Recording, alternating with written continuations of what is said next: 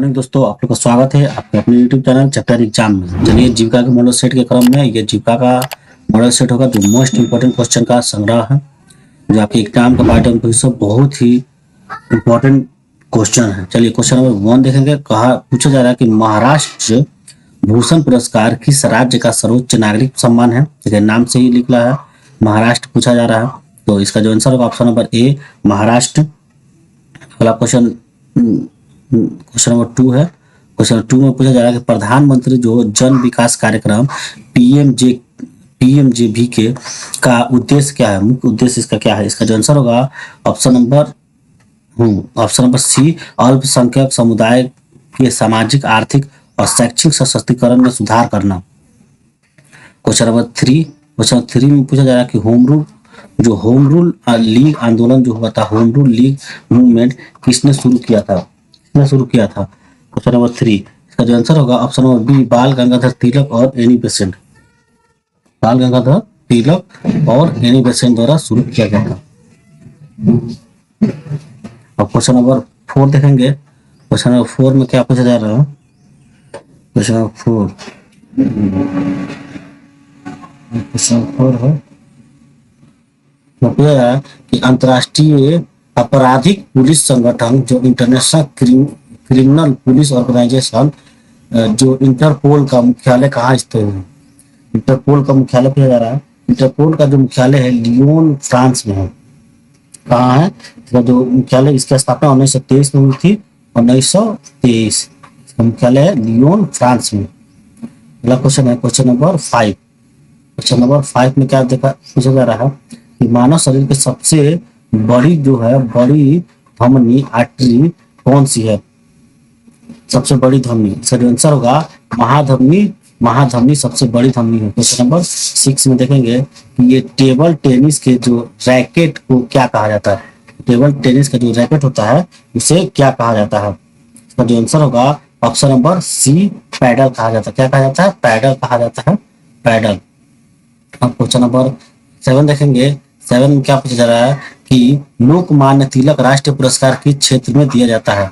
लोकमान्य जो राष्ट्रीय पुरस्कार है उसे राष्ट्रीय निर्माण और सामाजिक सेवा के क्षेत्र में दिया जाता है। ऑप्शन नंबर सी इसका सही आंसर होगा। क्वेश्चन नंबर 8 में पूछा जा रहा है कि जो इंडियन ओपिनियन अखबार के संस्थापक कौन थे। जो इंडियन ओपिनियन अखबार निकला था उसके संस्थापक कौन थे। देखिए, इंडियन ओपिनियन अखबार के जो संस्थापक थे महात्मा गांधी थे और ये 1903 में प्रकाशित किया गया था महात्मा गांधी के द्वारा।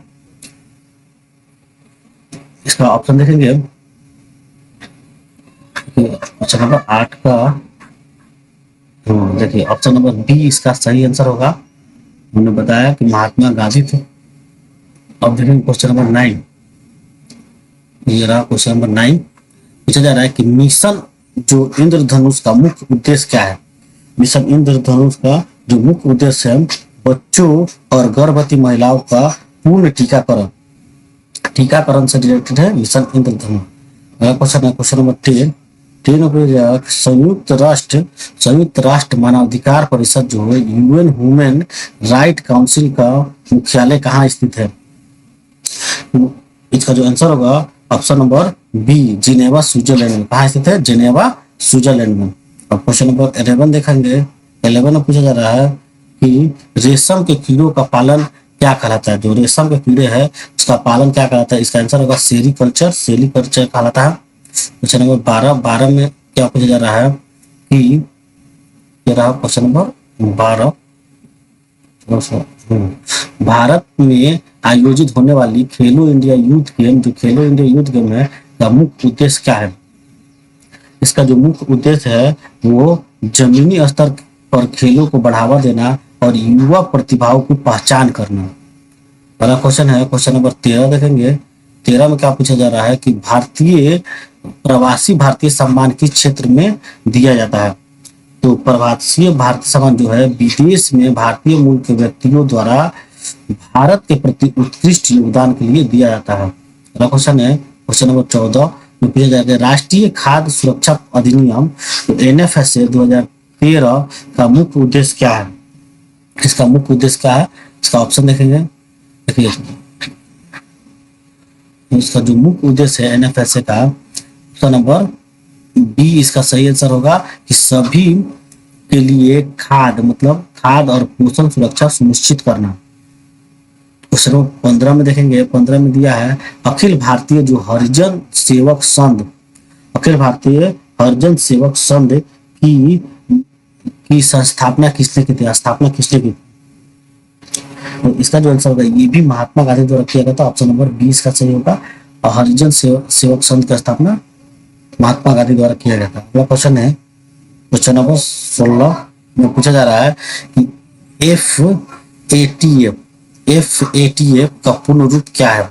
एफ ए टी एफ का पूर्ण रूप क्या है? इसका जो आंसर होगा option number a financial action task force. Question number 17 में दिया है ईसीजी किस अंग की गतिविधियों को मापने के लिए किया जाता है?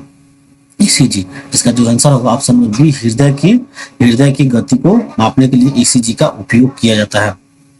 अगला क्वेश्चन देखेंगे और अब क्वेश्चन देंगे कंप्यूटर से रिलेटेड क्वेश्चन देंगे और जीविका से रिलेटेड क्वेश्चन देंगे क्वेश्चन नंबर 41 से। क्वेश्चन नंबर 41 आप लोग के लिए चलिए क्वेश्चन नंबर देखेंगे। विंडो 10 में खुले हुए एप्स के बीच अदल बदल स्विच करने के लिए निम्न से किस कीबोर्ड शॉर्टकट की का उपयोग किया जाता है? ये पूरे जो कीबोर्ड शॉर्टकट की का उपयोग किया जाता है वो है ऑल्ट प्लस टैब। टैब को करके अलग अलग अपने टैब में जा सकते हैं। अगला क्वेश्चन है एमएस एक्सेल 2010 में टेबल का नाम बदलने रीनेम के लिए निम्न से किस कीबोर्ड शॉर्टकट की का उपयोग किया जाता है? इसका जो आंसर होगा ऑल्ट प्लस आर। अगला क्वेश्चन है एमएस एक्सेल में सेल से डेटा कट करने के लिए निम्नलिखित में कौन शॉर्टकट की का उपयोग किया जाता है? इसका जो आंसर होगा कंट्रोल प्लस एक्स। अगला क्वेश्चन है क्वेश्चन नंबर 44 में पूछा जा रहा है कि एमएस वर्ड 2007 में निम्नलिखित में से कौन सा विकल्प डेटा को जल्दी और आसानी से टेबल में बदलने की अनुमति देता है? क्वेश्चन नंबर 44 इसका जो आंसर होगा टेक्स्ट को टेबल में कन्वर्ट करें। अगला क्वेश्चन है क्वेश्चन नंबर 45 में पूछा जा रहा है फाइल फॉर्मेट के संदर्भ में पीडीएफ का पूर्ण रूप क्या है? जो पीडीएफ आप लोग जो देखते हैं उसका फुल फॉर्म पूछा जा रहा है। ये भी बहुत ही वीवीआई क्वेश्चन है, ये भी हर वक्त पूछता है। इसका जो आंसर होगा portable document format. Question number 46 में पूछा जा रहा है रैम का पूर्ण रूप क्या है? कंप्यूटर में स्टोरेज से संबंधित रैम का पूर्ण रूप क्या है? इसका जो आंसर होगा option number A random access memory और रोम का रीड ओनली मेमोरी। आप लोग याद कर लीजिएगा। क्वेश्चन है एमएस वर्ड 2010 में सेल को डैश करने का अर्थ है कि एडजस्टमेंट सेल को उसके बाद एक सिंगल सेल के रूप में माना जाता है भले ही वह सिंगल सेल के रूप में नहीं रहे हो। तो 47 का ऑप्शन देखेंगे, ये रहा 47 का ऑप्शन। देखिए इसको मार्जिन कहा जाता है। ऑप्शन नंबर ए इसका सही आंसर होगा मार्जिन। अगला क्वेश्चन है 48 डैश एक बड़े आकार का अक्षर है जिसका प्रयोग एमएस वर्ड 2010 में पैराग्राफ या सिलेक्शन की शुरुआत में डॉक्यूमेंट्री एलिमेंट के रूप में किया जाता है। इसका जो आंसर होगा 48 का option number D drop cap होता है। अगला क्वेश्चन है क्वेश्चन नंबर 49 में पूछा जा रहा है कि dash central process unit CPU का सबसे पुराना प्रकार है? Option number single core processor. Question number 50 में देखेंगे कह रहा है कि कंप्यूटर शब्दावली में एमआईपीएस का अर्थ क्या है? एमआईपीएस का फुल फॉर्म पूछा जा रहा है। तो देखिए एमआईपीएस का फुल फॉर्म मिलियन इंस्ट्रक्शन पर सेकंड होता है। ऑप्शन नंबर 20 का सही आंसर होगा। और क्वेश्चन नंबर 41 में पूछा जा रहा है कि भारत में हरित क्रांति ग्रीन रेवोल्यूशन का ग्रामीण विकास पर क्या प्रभाव पड़ा? इसका जो आंसर है कृषि उत्पादन में भारी वृद्धि हुई जिससे कि खाद्य सुरक्षा बढ़ी। क्वेश्चन नंबर 52 पूछा जाएगा ग्रामीण अर्थव्यवस्था में ग्रामीण शहरी प्रवास रूरल अर्बन माइग्रेशन का एक मुख्य कारण क्या है? इसका जो आंसर होगा ऑप्शन नंबर बी ग्रामीण क्षेत्रों में कम अवसर और बेहतर जीवन की तलाश। अगला क्वेश्चन है जगह कि जो ग्राम संगठन है वीओ की एक निगरानी मॉनिटरी गतिविधि क्या है? 53 जो वीओ होता है उसका निगरानी का क्या मेन उसका मतलब क्या होता है वही आंसर पूछा जा रहा है। इसका आंसर होगा कि जो सदस्य होते हैं ऐसे जो वित्तीय लेन देनों और बैठक के नियमितता पर नजर रखते हैं। क्वेश्चन नंबर 54 में पूछा जा रहा है जो CLF जो होता है क्लस्टर स्तरीय संघ का महत्वपूर्ण क्षमता निर्माण कैपेसिटी बिल्डिंग कार्य क्या है? इसका जो आंसर होगा वो VOs और SHG के पदाधिकारियों के लिए अंतर प्रशिक्षण एक्सपोजर प्रदान करते हैं। अगला क्वेश्चन है क्वेश्चन नंबर 55।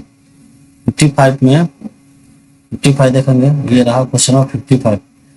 55 में पूछा जा रहा है कि